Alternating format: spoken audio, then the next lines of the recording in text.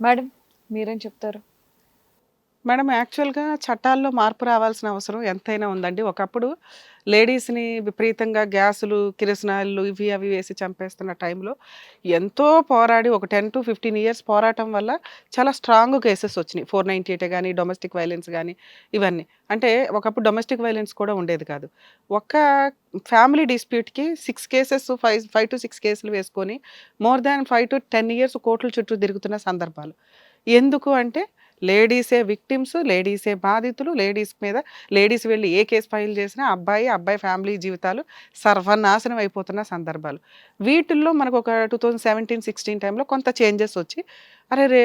Complaint ఇవ్వగానే అరెస్ట్‌లంటే heart అటాకులతో in-laws చచ్చిపోతున్న cases ఉండేవి.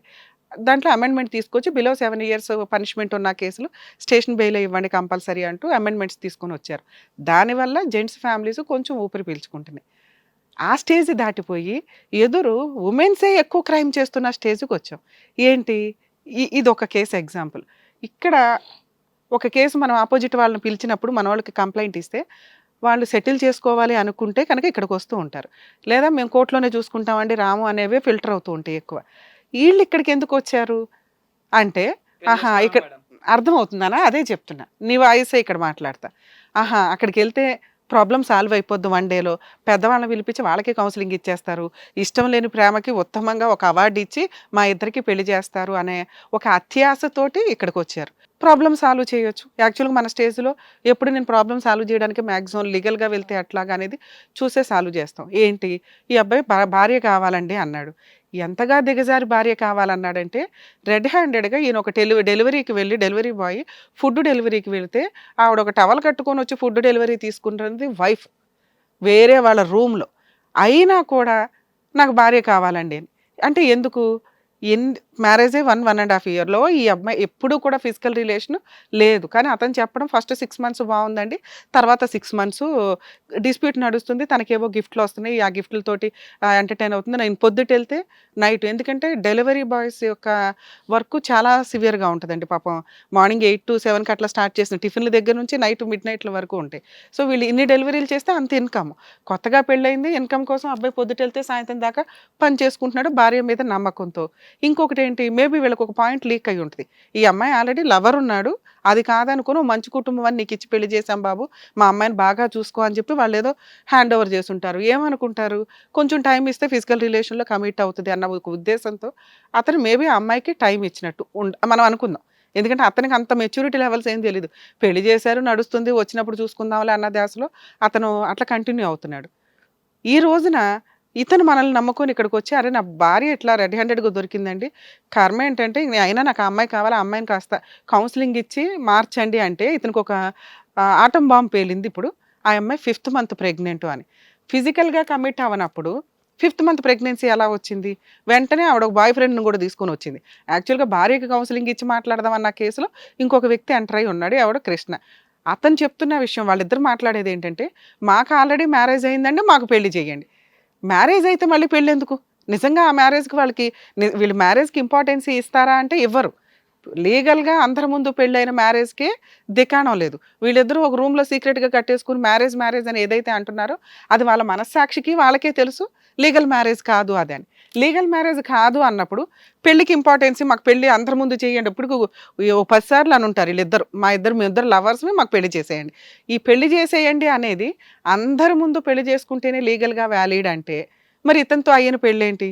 దాన్ని వదిలించుకోవడానికి ఉన్న ఆప్షన్ ఏంటి? ఆ ఇష్టం లేని పెళ్ళికి ఒక లీగాలిటీ ఉంది.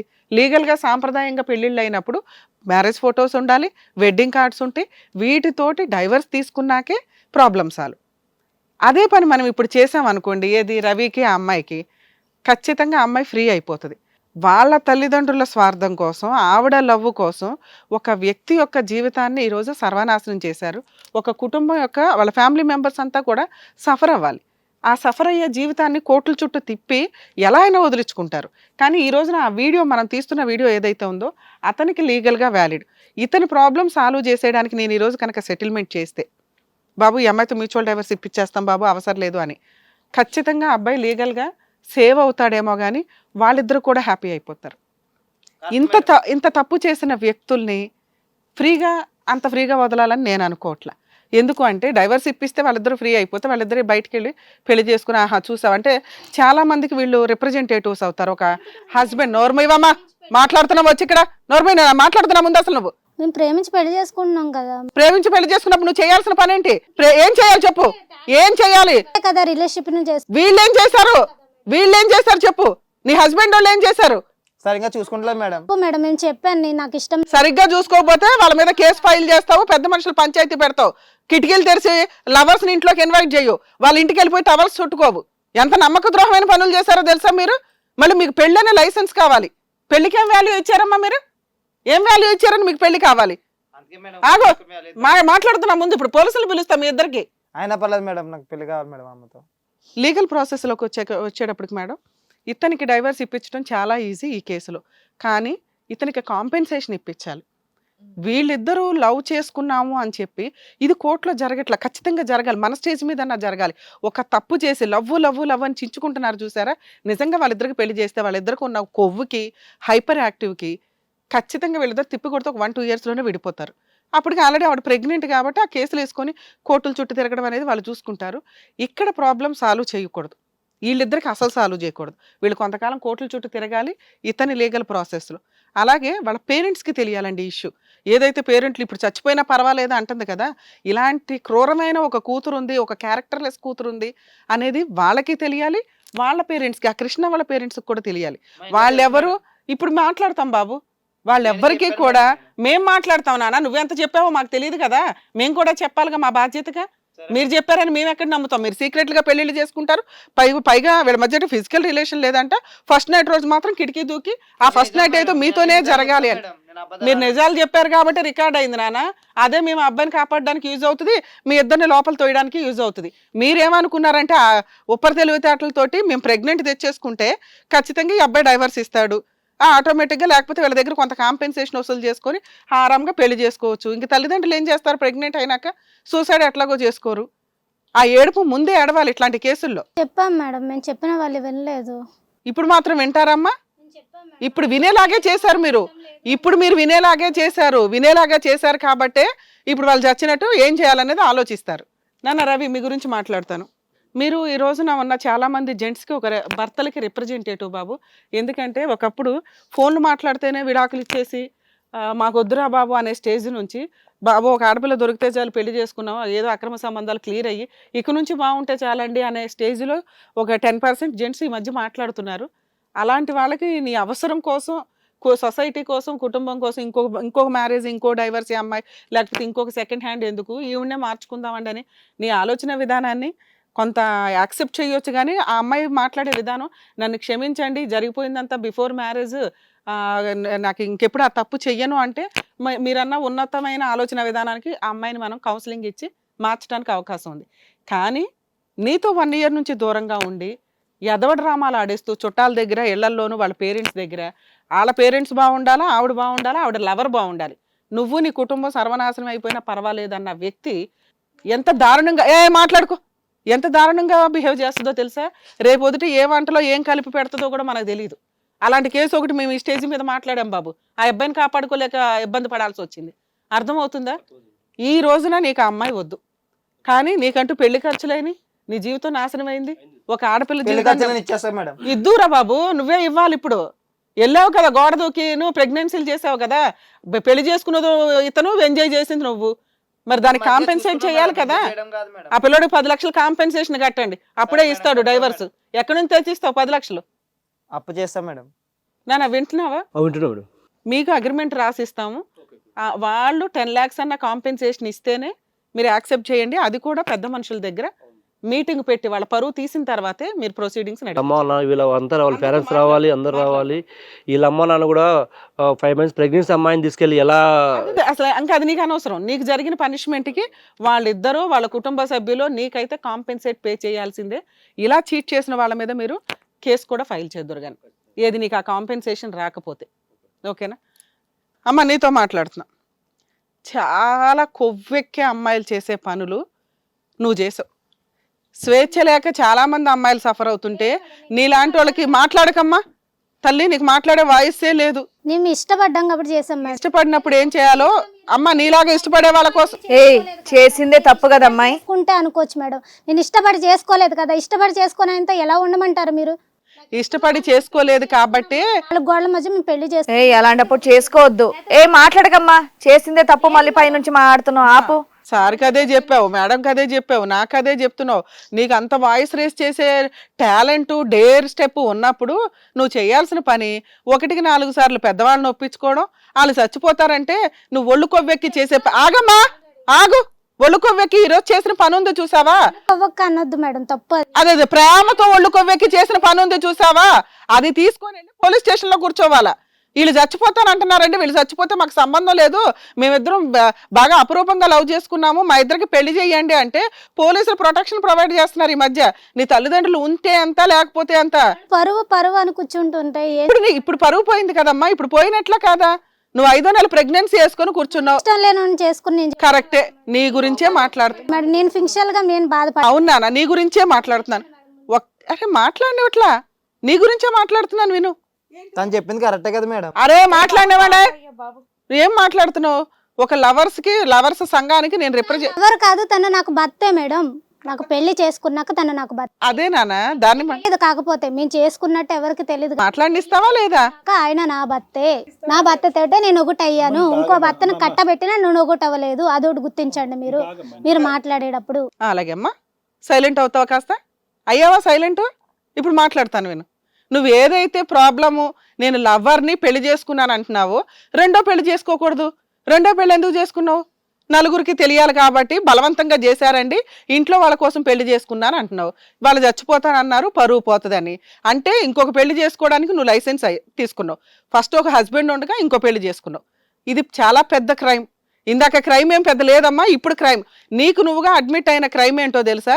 ఫస్ట్ ఒక హస్బెండ్ ఉండగా ఇంకొక వ్యక్తిని నేను పెళ్లి చేసుకున్నానండి అని. ఇది కాస్త సీరియస్గా రికార్డ్ చేయండి. ఇలాంటి ఒళ్ళు కొవ్వెక్కి చేసే అమ్మాయిలకి ఇది ఒక లెసన్ కింద ఉంటుంది. 2, మీ ఇంట్లో వాళ్ళు పరువు పోతుంది, చచ్చిపోతారని సెకండ్ మ్యారేజ్ చేసుకున్నావు. అందుకోసం తప్పించుకోవడానికి 5వ నెల ప్రెగ్నెన్సీ తెచ్చుకున్నావు. ఫస్ట్ సీక్రెట్గా పెళ్లి చేసుకున్నావు ఒక హస్బెండ్తో. మీరు ఏదైతే మేము సీక్రెట్గా చేసుకున్నామని అంటున్నారో, లీగాలిటీ తెలియని వాళ్ళు మేమిద్దరం ఒప్పుకుంటే ఒప్పుకున్నట్లే కదండి అంటే కుదరదు. మీరిద్దరూ ఇప్పుడు వెళ్ళి మేమిద్దరం భార్యాభర్తలు అని చెప్పినా ఎవడే యాక్సెప్ట్ చేయడు. మేమిద్దరం విడాకులు తీసుకుంటామని మేడం ఇప్పుడు చేసుకుంటాం కాబట్టి అలా చేస్తాం. ఇప్పుడు చేసుకుంటాం. విను, కాసేపు విను సైలెంట్ గా. పిచ్చేషాలు వేసుకుని ఇక్కడ కూర్చున్నారు. ఏం చేస్తారని వస్తే మీరు ఇలా ఏం న్యాయం? మాట్లాడు, నీలాంటి వాళ్ళందరికీ చెప్పాలి మేము. ఆగు, వింటుంటే పోన్లే అని సైకలాజికల్ ప్రాబ్లం ఉంది మాకు అర్థమవుతుంది. సరే చెప్తుంటే వినరే? ఇష్టం లేని పెళ్లిళ్ళు చేసి మా జీవితాలను అది మీ అమ్మ నాన్న అడుక్కోవాలి. వెళ్ళి నువ్వు వాళ్ళు చచ్చినా పర్లేదని ఆ రోజు మీరు లేచిపోవాల్సింది. వెళ్ళి మీ పేరెంట్స్ బతుకుపోవాలి, బయట సమాజంలో వేరే కుటుంబాలు నాశనం అవ్వాలా? ఇలాగే వదిలేస్తే అబ్బాయిని చంపేదాను నువ్వు. లైఫ్ ఉంటదా మేడం? ఇదోటి గుర్తించండి. ఆ లైఫ్ కి ఆ లైఫ్ నువ్వు ఎవరితో మాట్లాడుకోవాలి? ఆ అబ్బాయితో మాట్లాడుకోవాలి. లేదు మేడం, పేరెంట్స్ రెస్పాన్స్ లేనప్పుడు ఏం చేస్తారు? వాళ్ళ డిసిషన్ వాళ్ళే తీసుకుంటారు. ఆగమ్మా, ఏం పీకే టాలెంట్? మాట్లాడిందే మాట్లాడుతున్నావు మేడం. ఇవన్నీ ఎందుకు కానీ మేడం, మా ఇద్దరు పెళ్లి చేశాను మేడం. ఇలా ఒళ్ళు కొవ్వెక్కి నువ్వు చేసిన పనికి నీ తల్లిదండ్రులు ఉంటారా పోతారా అనవసరమని నువ్వు డెసిషన్ తీసుకున్నావు చూసావా? ఈ రోజు నీ తల్లిదండ్రులు నిజంగానే చచ్చిపోవడానికి అవకాశం ఎక్కువ ఉంది. అయినా నీకు పర్వాలా. ఎందుకంటే బలవంతంగా తల్లిదండ్రులు ఎవరు పెళ్లిళ్ళు చేయొద్దండి. పెళ్లిళ్ళు చేస్తే ఇష్టం లేని పెళ్లిళ్ళలో మేము ఇలాగే చేస్తాము. దానికి నేనే ఒక ఎగ్జాంపుల్ నండి. నన్ను ఎగ్జాంపుల్గా తీసుకొని ఎవరైనా లవ్ చేసామంటే వాళ్ళకిచ్చి అంటగట్టేయండి. లేకపోతే 5వ నెల కిటికీలు, ఫస్ట్ నైట్ రోడ్ కిటికీలు ఓపెన్ చేస్తాము. 5వ నెల ప్రెగ్నెంట్ తెచ్చుకుంటాము. నువ్వేమన్నా ఉత్తమమైన లవర్వా, ఉత్తమమైన భార్యవా, ఉత్తమమైన కూతురువా? ఏ క్యారెక్టర్కి పనికిరావు. ప్రేమ ప్రేమ ప్రేమ అని పిచ్చిదానిలాగా మాట్లాడుతున్నావు. ఇది ప్రేమ అనరమ్మా, ఒళ్ళు కొవ్వే. నీకు ఇప్పుడు తెలియదు. ఆ ప్రెగ్నెన్సీ అయిన పిల్లలు పుడతారు కదా, వాళ్ళకి చెప్దు కానీ సమాధానం, నేను ఎంత పతివ్రతని ప్రేమ కోసం అని. ఆయన చూసుకుంటాడు. అదేలే, మా ఆయన చూసుకుంటాడు. ఆ తర్వాత ఎప్పుడైనా మీరు కోర్టుల్లో కానీ ఎక్కడ కనిపించి చెప్తాం మీ పని. ఇక నాన్న కృష్ణ, నీ గురించి మాట్లాడాలా? చెప్పండి మేడం. వరస్ట్ లవర్స్ మీరిద్దరే. మేము ఈ మధ్యకాలంలో చూసిన విషయాల్లో మీ ఇద్దరు పెళ్ళో అని ఏదైతే వెంపర్లాడుతున్నారో, ఆ పెళ్ళేదో మీరిద్దరు బయటకు వెళ్ళి ఎక్కడో చేసుకున్నారు కదా, అదే మీరు లైసెన్స్డ్ అనుకుంటున్నారుగా. మీకు ఎవ్వడూ ఇక్కడ పెళ్లి చేయరు. మీ ఇంట్లో వాళ్ళతో ఇప్పుడు మేము ప్రోగ్రామ్ అవ్వగానే అందరికీ ఇన్ఫామ్ చేస్తాం. నువ్వేదో ఇందాక ఒప్పుకున్నావు కదా, కాంపెన్సేషన్, డిఫమేషన్, అన్ని కేసులు, చీటింగ్ కేసులు ఆ అమ్మాయి మీద నీ మీద వేయిస్తాం. నా మీద పెట్టండి మేడం, అమ్మాయి మీద ఎందుకు? అమ్మాయి తప్పు చేసి ఎవరికి లైసెన్స్ ఉంటే వాళ్ళ మీద వేయాలి. ఆల్రెడీ చీట్ చేసింది ఆ అమ్మాయి. ఆ అమ్మాయి వెనకాల ఉన్నది నువ్వు. ఆ అబ్బాయి క్రిమినల్ కేసు ఫైల్ చేసి మిమ్మల్ని అయితే 3 to 5 years కోర్టుల చుట్టూ తిప్పుతాడు. మీ ఇద్దరికి అదే పెద్ద పనిష్మెంట్. మీ ఇళ్లలో కూడా, మీ ఇద్దరు ఫ్యామిలీస్లో కూడా ఇన్ఫార్మ్ చేస్తాం. ఇంతే, ఈ కేసులో అయితే ఇదే ఫైనల్ మేడం. బెటర్. ఎందుకంటే వీళ్ళకి స్వేచ్ఛ ఇవ్వకూడదు.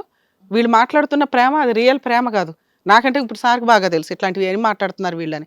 ఇంత స్టేజ్ మీద మనం చెప్పకూడదు కాబట్టి వాళ్ళ ప్రాబ్లమ్స్ గురించి ఊరుకోవడం కానీ సమాజంలో ఉన్న క్యారెక్టర్ పరంగా మాట్లాడితే వీళ్ళకి అసలు ఏ రకమైన క్యారెక్టర్ లేదు. వాళ్ళు కొవ్వెక్కి చేస్తున్న పనులకి లవ్ అనే ఒక లైసెన్స్ పెట్టేసుకొని మాట్లాడుతున్నారు. సో వీళ్ళు బయట కొంతకాలం ఇతని చేత మనం ఇప్పుడు కేసు ఫైల్ చేద్దామండి. ఖచ్చితంగా వాళ్ళు కాంపెన్సేషన్ పే చేయాలి. అలాగే వాళ్ళిద్దరి మీద కూడా కొంతకాలం ఒక మినిమం 3 to 5 years వీళ్ళు కోర్టుల చుట్టూ తిరుగుతారు ఇతను వేసే కేసు వల్ల. మరి ఇతనికి ఏంటంటే గబుక్కుని లైసెన్స్ ఒకవేళ వేరే పెళ్లి చేసుకోవాలన్నా ఏంటి అంటే వీళ్ళని కొంతకాలం తిప్పడం వల్ల అతను కొంచెం మానసిక ప్రశాంతత అన్న వస్తుంది. మేబీ ఈ లోపు వాళ్ళేమైనా మనం రికార్డ్ ప్రకారం కాంపెన్సేషన్ కోర్టు డైరెక్షన్ ఇచ్చినా కానీ లేదా వీళ్ళేమైనా అవుట్ ఆఫ్ కోర్ట్ సెటిల్ చేసుకున్నా వీళ్ళ పరువు కొంత పోయిన తర్వాతే లీగల్గా పరువు ఏదైతే పరువు అంటుందో ఆ పరువు ఏంటో వాల్యూ తెలియాలిగా. వాళ్ళ తల్లిదండ్రులు ఎందుకు అంత ఇంపార్టెన్స్ ఇచ్చారు అని ఆ వాల్యూ తెలిసిన తర్వాత అప్పుడు ఆలోచించుకోండి. అది వాళ్ళ పర్సనల్ డెసిషన్. మనం ఇక్కడ ఏ పెళ్లి చేయట్లేదు, ఏ విడాకులు ఇవ్వట్లా. ఈ అబ్బాయి తరపున మనం కేసులు ఫైల్ చేయడానికి లీగల్ సపోర్ట్ ఇస్తున్నాం అంతే. Done. Thank you madam. Ravi గారు విన్నారు కదా, డాక్టర్ గారు చెప్పింది, మేడం గారు చెప్పినట్టుగా మీరు కేసులు వేయాలంటే ఇదో ఏమేం కేసులు వేయాలనేది కూడా చెప్తారు క్లియర్గా. మీరు అది వేయండి.